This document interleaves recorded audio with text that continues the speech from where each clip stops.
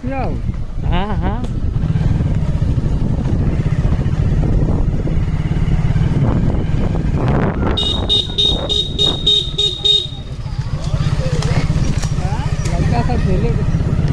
देखिए गाइस, हाजीपुर वैशाली जिला में इतना गंगा जी आ गया है कि आदमी का रहने का ऐसा जगह नहीं मिल रहा है कि कहाँ रहे।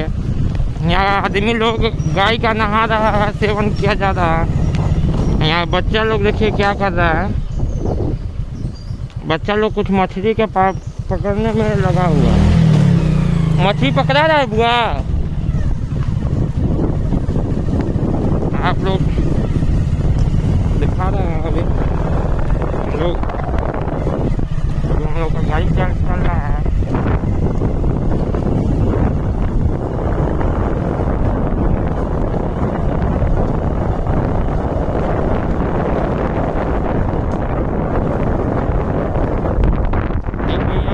अभी देखिए सब जगह दहाड़ के रूप में दहा हुआ है।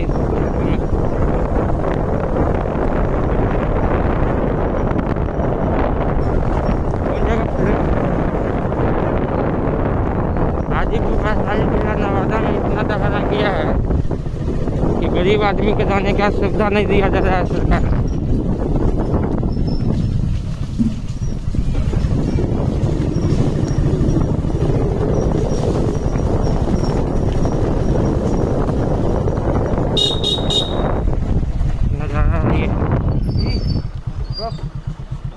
वीडियो बन रहा है, प्रेशर वाला।